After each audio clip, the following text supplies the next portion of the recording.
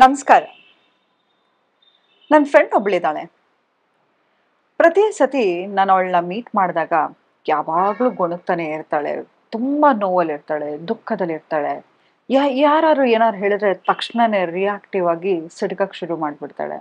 ನಾವೆಲ್ಲ ಫ್ರೆಂಡ್ಸು ಯಾವಾಗಲೂ ಎಲ್ಲರೂ ಕೆಲಸ ಮಾಡ್ತಾ ಇದೀವಿ. ಯಾವಾಗಲೂ ಒಂದ್ಸತಿ ಅಪರೂಪಕ್ಕೆ ಸಿಕ್ಕಿ ಒಂದು ಸ್ವಲ್ಪ ಮಜಾ ಮಾಡೋಣ ಅಂತ ಹೇಳಿದ್ರು, ಎಲ್ಲರೂ ಖುಷಿಯಾಗಿ ನಗ್ತಾ ಇರೋಣ ಅಂತ ಹೇಳಿದ್ರು, ಅವಳಿಗೆ ಹಂಗಿರಕ್ಕೆ ಆಗ್ತಾ ಇರಲ್ಲ. ಸದಾ ಅವಳು ಒಂದು ಫೈಟ್ ಆರ್ ಫ್ಲೈಟ್ ರೆಸ್ಪಾನ್ಸಲ್ಲಿ ಇರ್ತಾಳೆ. ಯಾವಾಗಲೂ ಒಂದು ಸರ್ವೈವಲ್ ಮೋಡಲ್ಲಿ ಇರ್ತಾಳೆ. ಆದರೆ ವಿಪರ್ಯಾಸ ಅಂದರೆ 6 ಇಯರ್ಸಿಂದ ಆಕೆ ಓರ್ವ ವ್ಯಕ್ತಿ ಜೊತೆ ಒಂದು ಸಂಬಂಧದಲ್ಲಿದ್ದಾಳೆ. ಆತ ಅವಳನ್ನ ಎಷ್ಟು ನಿಷ್ಕೃಷ್ಟವಾಗಿ ನೋಡ್ಕೊಳ್ಳಿಕ್ಕೆ ಸಾಧ್ಯನೋ ಅಷ್ಟು ನಿಷ್ಕೃಷ್ಟವಾಗಿ ನೋಡ್ಕೊತಾನೆ. ಆತ ಇದ್ದಕ್ಕಿದ್ದ ಹಾಗೆ ಅವನ ಫೋನನ್ನು ಸ್ವಿಚ್ ಆಫ್ ಮಾಡಿ 2-3 ದಿನ ಎಲ್ಲಿ ಹೋಗಿದ್ದೀನಿ ಏನು ಮಾಡಿದ್ದೀನಿ ಅಂತ ಹೇಳಲ್ಲ.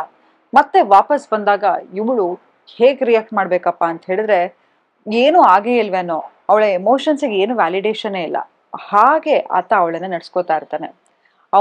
ಅವನ ಲಾಯಲ್ಟಿ ಬಗ್ಗೆ ಈಕೆ ಕ್ವಶನ್ ಮಾಡಂಗಿಲ್ಲ. ಆತನಿಗೆ ಬೋರ್ ಆದಾಗ, ಎಂಟರ್ಟೈನ್ಮೆಂಟ್ ಬೇಕಾದಾಗ ಮಾತ್ರ ಈಕೆ ಹತ್ರ ಬರ್ತಾನೆ. ಎಮೋಷ್ನಲಿ ಅವೈಲೇಬಲ್ ಇರಲ್ಲ, ಫಿಸಿಕಲಿ ಅಂತೂ ಅವೈಲೇಬಲೇ ಇರಲ್ಲ. ಆತನಿಗೆ ಯಾವಾಗ ಬೇಕೋ ಆತ ಅವಳನ್ನ ಮೀಟ್ ಮಾಡೋದು, ಹೀಗೆಲ್ಲ ಮಾಡ್ತಾ ಇರ್ತಾನೆ. ಆದರೂ ಇಷ್ಟೆಲ್ಲ ಟಾಕ್ಸಿಸಿಟಿ ಇದ್ದು ಕೆಟ್ಟ ಅವಾಚ್ಯ ಶಬ್ದಗಳಲ್ಲಿ ಮಾತಾಡ್ತಾ ಇರ್ತಾನೆ. ಆದರೂ ಈಕೆ ಅವನೇ ಬೇಕು, ಆ ರಿಲೇಶನ್ಶಿಪ್ ತುಂಬಾನೇ ಅವನನ್ನ ಪ್ರೀತಿ ಮಾಡ್ತಾನೆ, ಹೀಗೆ ಒಂದು ಇಲ್ಯೂಷನ್, ಒಂದು ಅಬ್ಸೆಷನ್ ಅಲ್ಲಿ ಇದ್ಲು. ಆದ್ರೆ ಇಂತಹ ಸಂಬಂಧದಿಂದ ಆಚೆ ಬರೋದು ಎಷ್ಟು ಕಷ್ಟ ಆಗುತ್ತಾ? ಯಾಕೆ ಅಂತ ಹೇಳ್ತೀನಿ ನೋಡಿ. ಇವತ್ತು ಈಗಿನ ಕಾಲದಲ್ಲಿ ಹೇಗಿದೆಯಪ್ಪ ಅಂತ ಹೇಳಿದ್ರೆ, ಯಾವ್ದು ಈ ಟಾಕ್ಸಿಕ್ ರಿಲೇಶನ್ಶಿಪ್ ಇರುತ್ತೋ ಅದನ್ನ ನಾವು ಫ್ಯಾಂಟಸೈಸ್ ಮಾಡ್ತಾ ಹೋಗ್ತೀವಿ. ನಾನು ಮೂವಿ ಹೆಸರು ಹೇಳಕ್ ಹೋಗಲ್ಲ. ಒಂದು ಮೂವಿ ಇರುತ್ತೆ, ಅಲ್ಲಿ ಆತ ಒಬ್ಬ ಡಾಕ್ಟರ್ ಆಗಿರ್ತಾನೆ, ಒಬ್ಬ ಸರ್ಜನ್ ಆಗಿರ್ತಾನೆ, ಅಥವಾ ಅವನ ಗರ್ಲ್ ಫ್ರೆಂಡಿಗೆ ಹೊಡೆಯೋದು ಬಡಿಯೋದು ಮಾಡ್ತಾ ಇರ್ತಾರೆ. ಆದ್ರೆ ಅಂತಹ ಒಂದು ಕ್ಯಾರೆಕ್ಟರ್ನ ನಾವು ಫ್ಯಾಂಟಸೈಸ್ ಮಾಡ್ತಾ ಹೋಗ್ತೀವಿ. ಅದಲ್ಲದೆ ಕೆಲವು ಸತಿ ಏನಾಗತ್ತೆ ಅಂತ ಹೇಳಿದ್ರೆ, ಯಾರೋ ಒಬ್ರು ನಮ್ಮನ್ನ ತುಂಬಾನೇ ನಿಷ್ಕೃಷ್ಟವಾಗಿ, ಕೆಟ್ಟದಾಗಿ, ಕೀಳಾಗಿ ನೋಡ್ಕೋತಾ ಇದ್ರು, ಅವ್ರ ಹತ್ರ ಹೋಗಿ ನಮ್ಮ ಇರುವಿಕೆ ಅಥವಾ ಅವ್ರನ್ನ ಅಪ್ರಿಸಿಯೇಷನ್ಗೋಸ್ಕರ ಕಾಯ್ತಾ ಇರ್ತೀವಿ. ಯಾರೋ ಒಬ್ರು ನಮಗೆ ತುಂಬಾ ಪ್ರೀತಿ ತೋರಿಸಿದ್ರು, ಅಟೆನ್ಷನ್ ತೋರಿಸಿದ್ರು, ಯಾವಾಗ್ಲೂ ಅವೈಲೇಬಲ್ ಇದ್ರು ಕೂಡ ಅದನ್ನ ಟಾಕ್ಸಿಕ್, ಈ ಅಪ್ಪಂಗ್ ಮಾಡೋ ಕೆಲ್ಸನೇ ಇಲ್ಲ ಅಥವಾ ಇವಳಿಗೆ ಮಾಡೋ ಕೆಲ್ಸನೇ ಇಲ್ಲ, ಯಾಕೆ ಯಾವಾಗ್ಲೂ ನನ್ನ ಹಿಂದೆ ಬರ್ತಾ ಇರ್ತಾಳೆ ಅಂತ ಅನ್ಕೊಂಡು ಅದನ್ನ ಟಾಕ್ಸಿಕ್ ಅಂತ ಅನ್ಕೋತೀವಿ. ಆದ್ರೆ ಯಾರಾದ್ರೂ ನಮ್ಮನ್ನ ಅವಾಯ್ಡ್ ಮಾಡ್ತಾ ಇದ್ರೆ, ಇಗ್ನೋರ್ ಮಾಡ್ತಾ ಇದ್ರೆ, ಹೋಗಿ ಹೋಗಿ ಪ್ರತಿ ಸತಿ ನಮ್ಮ ಇರುವಿಕೆಯನ್ನ ನೋಡ್ತಾ ಇರ್ತೀವಿ. ಯಾರೋ ಒಬ್ರು ನಿಮಗೆ ಡೈಲಿ ಗುಡ್ ಮಾರ್ನಿಂಗ್ ಅಂತ ಕಳಿಸ್ತಾ ಇರ್ತಾರೆ, ಅದನ್ನ ಅಕ್ನಾಲೇಜ್ ಮಾಡಲ್ಲ.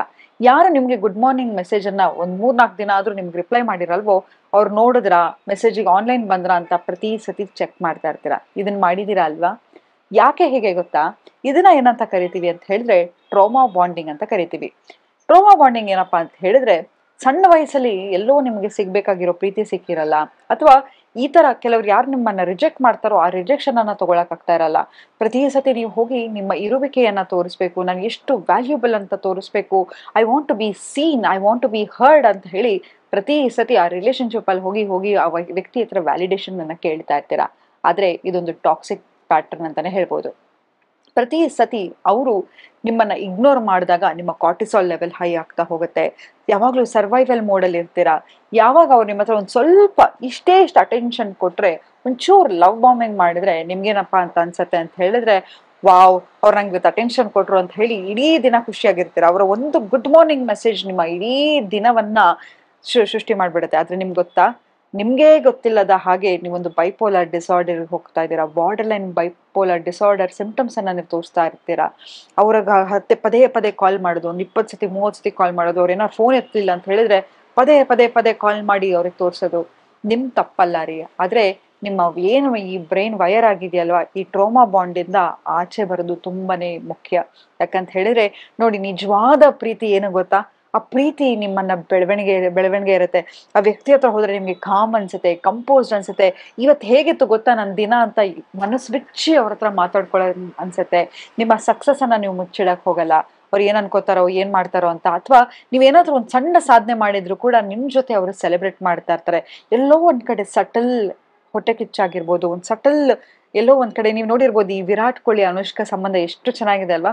ಅವ್ರೇನ್ ಫೇಕ್ ಮಾಡ್ತಾ ಇದಾರೆ ಅಂತ ಅನ್ಸಲ್ಲ. ಕೆಲವ್ರು ಕ್ಯಾಮ್ರಾ ಮುಂದೆ ಫೇಕ್ ಮಾಡಿದ್ರೆ ಗೊತ್ತಾಗ್ಬಿಡುತ್ತೆ. ಯಾಕೆ ಹೇಳಿ? ಆಕೆ ಕೂಡ ಒಂದು ಸಕ್ಸಸ್ಫುಲ್ ಆಕ್ಟ್ರೆಸ್ ಆಗಿದ್ರು, ಈತ ಕೂಡ ಒಂದು ಸಕ್ಸಸ್ಫುಲ್ ಕ್ರಿಕೆಟರ್ ಆಗಿದ್ರು. ಜೊತೆಲಿ ಇಬ್ರು ಸಕ್ಸಸ್ಫುಲ್ ಪೀಪಲ್ ಸೇರಿದಾಗ ನಾನು ಖುಷಿಯಾಗಿರ್ತೀನಿ, ನೀನು ಖುಷಿಯಾಗಿರು. ಇಬ್ರು ಜೊತೆಲಿ ಇದ್ದಾಗ ತುಂಬಾ ಖುಷಿಯಾಗಿರೋಣ ಅಂತ. ಹಾಗೆ ನಮ್ಮ ಪಾರ್ಟ್ನರ್ ಹೇಗಿರ್ಬೇಕಪ್ಪ ಅಂತ ಹೇಳಿದ್ರೆ, ನಮಗೆ ಏನಾದ್ರೂ ಒಂದು ವ್ಯಾಲ್ಯೂ ಸಿಸ್ಟಮ್ ಅನ್ನ ತರೋರಾಗಿರ್ಬೇಕು. ನೀವು ಆ ಸಂಬಂಧದಲ್ಲಿ ಇದ್ದೀರಾ ಅಂತ ಹೇಳಿದ್ರೆ, ಇವತ್ತು ನಾನು ಹೇಗಿದ್ದೀನೋ ಇನ್ನೂ ನನ್ನ ಗ್ರೋತ್ ಆಗ್ತಾ ಹೋಗ್ಬೇಕು. ಯಾವುದೇ ಒಂದು ಸಂಬಂಧದಲ್ಲಿ ನಿಮಗೆ ಗ್ರೋತ್ ಇಲ್ಲ ಅಂತ ಹೇಳಿದ್ರೆ ಅದು ಟ್ರೂ ರಿಲೇಶನ್ಶಿಪ್ ಅಲ್ಲ. ಈ ಟ್ರೋಮಾ ಬಾಂಡ್ ಇಂದ ಆಚೆ ಬನ್ನಿ. ಇದು ಯಾವ ತರ ಫೀಲ್ ಕೊಡ್ತಾ ಇದೆ ಗೊತ್ತಾ ನಿಮಗೆ? ಈಗ ಒಂದು ಗ್ಯಾಂಬಲ್ ಆಡಿದ್ರೆ ಅಥವಾ ಒಂದು ಸಬ್ಸ್ಟೆನ್ಸ್ ತಗೊಂಡ್ರೆ ನಿಮ್ಗೊಂದು ಕಿಕ್ ಕೊಡತ್ತಲ್ಲ, ಆ ತರ ಅನ್ಸ್ತಾ ಇದೆ. ಆದ್ರೆ ಇದು ನಿಜವಾದ ಪ್ರೀತಿ ಅಲ್ಲ. ಪ್ರೀತಿ ಅನ್ನೋದು ಹೇಗಿರುತ್ತಪ್ಪ ಅಂತ ಹೇಳಿದ್ರೆ, ನೀವು ಆರಾಮಾಗಿ ಒಂದು ಬಣ್ಣದ ಚಿಟ್ಟೆ ತರ ಹಾರಾಡೋ ತರ ಅನ್ಸ್ತಾ ಇರುತ್ತೆ. ಪ್ರತಿ ಸತಿ ಎಕ್ಸೈಟ್ಮೆಂಟ್ ಇರುತ್ತೆ. ಆದ್ರೆ ಸ್ಟಮಕ್ ಅಲ್ಲಿ ಬಟರ್ಫ್ಲೈ ಕೊಡೋದು ಕೆಮಿಸ್ಟ್ರಿ ಅಂತ ಹೇಳಿದ್ರೆ, ನೋಡಿ ಯಾವಾಗ್ಲೂ ನಾ ಹೇಳ್ತಾ ಇರ್ತೀನಿ, ನೀವು ಡೇಟಿಗೆ ಹೋದ್ರು ಅಥವಾ ಯಾರೋ ಒಂದು ವ್ಯಕ್ತಿನ ಫಸ್ಟ್ ಟೈಮ್ ಮೀಟ್ ಮಾಡ್ತಿದ್ದೀರಾ ಅಂತ ಹೇಳಿದ್ರೆ ನಿಮ್ಗೆ ಬೋರಿಂಗ್ ಅನ್ಸ್ಬೇಕು ಆ ವ್ಯಕ್ತಿ. ಯಾಕಂತ ಹೇಳಿದ್ರೆ ಇನ್ಸ್ಟಂಟ್ ಕೆಮಿಸ್ಟ್ರಿ ಸಿಗ್ತಾ ಇದೆ, ಇನ್ಸ್ಟಂಟ್ ನಿಮ್ಗೆ ಏನೋ ಒಂಥರ ಒಂದು ಎಕ್ಸೈಟ್ಮೆಂಟ್ ಇದೆ ಅಂತ ಹೇಳಿದ್ರೆ ಅದು ಒಳ್ಳೆ ರಿಲೇಶನ್ಶಿಪ್ ಅಲ್ಲ. ಯಾಕಂತ ಹೇಳಿದ್ರೆ ಕಾನ್ಸ್ಟೆಂಟ್ ಆಗಿ ನೀವು ಏನಾದ್ರೂ ಒಂದು ಟ್ರೈ ಮಾಡ್ಬೇಕು, ನಾನು ಈ ವ್ಯಕ್ತಿ ಜೊತೆ ಇರಬೇಕು, ಏನೋ ಒಂದು ಅಟೆನ್ಷನ್ ಸೀಕ್ ಮಾಡ್ಬೇಕು, ಹೀಗ್ ಮಾಡ್ಬೇಕು, ಹಾಗ್ ಮಾಡ್ಬೇಕು ಅಂತ ಪ್ರತಿ ಸತಿ ಅವರು ನಿಮ್ ತಲೆಯಲ್ಲಿ ಓಡ್ತಾನೆ ಇರ್ತಾರೆ. ಮತ್ತೆ ಇನ್ನೊಂದೇನಂತ ಹೇಳಿದ್ರೆ, ಇಂತಹ ಒಂದು ಸಂಬಂಧದಲ್ಲಿ ನೀವು ಇದ್ದೀರಾ ಅಂತ ಹೇಳಿದ್ರೆ ಒಂದು ಅಬ್ಸೆಷನ್ ಶುರು ಆಗ್ತಾ ಹೋಗುತ್ತೆ. ಅಬ್ಸೆಷನ್ ಅಂತ ಹೇಳಿದ್ರೆ, ಆ ವ್ಯಕ್ತಿ ಯಾಕೆ ಹೀಗೆ ಹೇಳಿದ್ರು, ಏನ್ ಹೇಳಿದ್ರು, ಅವ್ನು ಯಾಕೆ ಫೋನ್ ಸಡನ್ ಆಗಿ ಇಟ್ಬಿಟ್ಟ, ಅವಳು ಯಾಕೆ ಫೋನ್ ಸಡನ್ ಆಗಿ ಇಟ್ಬಿಟ್ಲು, ಬೇರೆ ಯಾರೋ ಇದಾರಾ, ಪ್ರತಿ ಸತಿ ಹೋಗಿ ಅವ್ರು ಸೋಷಿಯಲ್ ಮೀಡಿಯಾ ಚೆಕ್ ಮಾಡೋದು, ಯಾರನ್ನ ಫಾಲೋ ಮಾಡ್ತಾ ಇದ್ದಾರೆ, ಯಾರನ್ನ ಅನ್ಫಾಲೋ ಮಾಡ್ತಿದ್ದಾನೆ, ಯಾರಿಗೆ ಲೈಕ್ ಮಾಡಿದ್ಲು, ಯಾಕೆ ಹೀಗೆ ಮಾಡಿದ್ಲು, ಎಲ್ಲಾರು ಆಚೆ ಹೋಗಿದ್ದಾಳ, ಹೀಗೆ ನಾವು ಅವ್ರನ್ನ ನಮ್ಗೆ ಗೊತ್ತಿಲ್ಲದ ಹಾಗೆ ಅವರನ್ನ ಸ್ಟಾಕ್ ಮಾಡ್ಲಿಕ್ಕೆ ಶುರು ಮಾಡ್ಬಿಡ್ತೀವಿ. ಅವ್ರು ಏನೇ ಹೇಳಿದ್ರು ಕೂಡ ಅದಕ್ಕೆ ಅರ್ಥವನ್ನ ಹುಡುಕಕ್ಕೆ ಶುರು ಮಾಡ್ಬಿಡ್ತೀವಿ. ಒಂದ್ ತಿಳ್ಕೊಳ್ಳಿ, ಒಬ್ರು ಒಂದ್ಸತಿ ನಮಗೆ ತಪ್ಪು ಮಾಡಿದ್ರೆ ಅವ್ರ ತಪ್ಪು, ಎರಡನೇ ಸತಿ ಅವ್ರು ತಪ್ಪು ಮಾಡಿದ್ರೆ ಅವ್ರ ತಪ್ಪು, ಮೂರನೇ ಸತಿ ಅವ್ರು ನಿಮ್ಮ ಹತ್ರ ಕೆಟ್ಟದಾಗಿ ಬಿಹೇವ್ ಮಾಡ್ಕೋತಾ ಇದ್ದಾರೆ ಅಂತ ಹೇಳಿದ್ರೆ, ಕೆಟ್ಟದಾಗಿ ಬಿಹೇವ್ ಮಾಡ್ತಾ ಇದ್ದಾರೆ ಅಂತ ಹೇಳಿದ್ರೆ ಅದು ಅವ್ರ ತಪ್ಪಲ್ಲ, ನಿಮ್ ತಪ್ಪು. ಯಾಕಂತ ಹೇಳಿದ್ರೆ ನಾವು ಅವ್ರು ನಮ್ಮ ಹತ್ರ ಮಿಸ್ಬಿಹೇವ್ ಮಾಡೋದಕ್ಕೆ ಬಿಡ್ತಾ ಇದ್ವಿ. ಸೊ ಈ ತಪ್ಪನ್ನ ಮಾಡಬೇಡಿ. You are more valuable. ನಿಮ್ಗೆ ಗೊತ್ತಿಲ್ಲ ನಿಮ್ಮ ವ್ಯಾಲ್ಯೂ ಹೇಗೇನು ಅಂತ. ಯಾವತ್ತೂ ತಿಳ್ಕೊಳ್ಳಿ, ಯಾವುದೇ ತರ ಒಂದು ನೋಡಿ, ಒಂಟಿಯಾಗಿದ್ರು ಪರವಾಗಿಲ್ಲ, ಇಂತಹ ಒಂದು ಸಂಬಂಧದಲ್ಲಿ ಇದ್ದು ನಮ್ಮ ಇರುವಿಕೆಯನ್ನ ನೋಡಿ, ಬರೀ ಇದೊಂದು ನಿಮ್ಮ ರಿಲೇಶನ್ಶಿಪ್ ಅಲ್ಲ. ನೋಡಿ ಹೇಳ್ತೀನಿ, ನೀವು ನಿಜವಾಗ್ಲೂ ನಿಮ್ಮ ಕೆರಿಯರ್ ಅಲ್ಲಿ ಸಕ್ಸಸ್ಫುಲ್ ಆಗಿರ್ಬೇಕಾದ್ರೆ ಒಳ್ಳೆ ಮ್ಯಾರೇಜ್ ಅಲ್ಲಿ ಇರಿ. ನೀವು ಒಳ್ಳೆ ಮದ್ವೆ ಆಗಿ ನಿಮ್ಮ ಸಂಗಾತಿ ಯಾರಿದ್ದಾರೆ ಸಿಗ್ನಿಫಿಕೆಂಟ್ ಅದರು ಒಳ್ಳೆ ವ್ಯಕ್ತಿ ಆಗಿದ್ರೆ ನಿಮ್ಮ ಲೈಫಲ್ಲಿ 70% ಪ್ರಾಬ್ಲಮ್ ಸಾಲ್ವ್ ಆಗ್ಬಿಡುತ್ತೆ. ಬೇಕಾದ್ರೆ ಏನೋ ನೋಡಿ, ಯಾವ ಗಂಡಸು ತುಂಬಾ ಖುಷಿಯಾಗಿ ಅವ್ನ ಹೆಂಡತಿ ಮಕ್ಳ ಜೊತೆ ಇರ್ತಾನೋ ಆತನ ಕೆರಿಯರ್ ತುಂಬಾ ಚೆನ್ನಾಗಿರುತ್ತೆ, ಆತ ಏನ್ ಬೇಕಾದ್ರೂ ಮಾಡ್ಬೋದು. ಸೊ ಹಾಗಾಗಿ ಹ್ಯಾಪಿ ಫ್ಯಾಮಿಲಿ ಲೈಫ್ ಅನ್ನೋದು ತುಂಬಾನೇ ಇಂಪಾರ್ಟೆಂಟು. ನಿಮ್ಮ ಸಂಗಾತಿ, ಯಾಕಂತ ಅದಕ್ಕೆ ಅಲ್ವಾ ಸಿಗ್ನಿಫಿಕೆಂಟ್ ಅದರ್ ಅಂತ ಕರೆಯೋದವ್ರನ್ನ. ಸೊ ಹಾಗಾಗಿ ಒಂದು ಒಳ್ಳೆ ಪಾರ್ಟ್ನರ್ ಜೊತೆ ಇರಿ, ನಿಮ್ಮನ್ನ ನೀವು ಬ್ಲೂಮ್ ಮಾಡ್ಕೋತಾ ಹೋಗ್ಬೇಕು. ಅದು ಬಿಟ್ಟು ಪ್ರತಿ ಸತಿ ಭಯದಲ್ಲಿ ಆತಂಕದಲ್ಲಿ ಇದ್ರೆ ಅದು ಒಳ್ಳೆ ರಿಲೇಶನ್ಶಿಪ್ ಅಲ್ಲ ಅಂತ ಹೇಳ್ತಾ ಇವತ್ತಿನ ಸಂಚಿಕೆಯನ್ನ ನಾನು ಮುಕ್ತಾಯಗೊಳಿಸಿದ್ದೀನಿ. ಧನ್ಯವಾದ.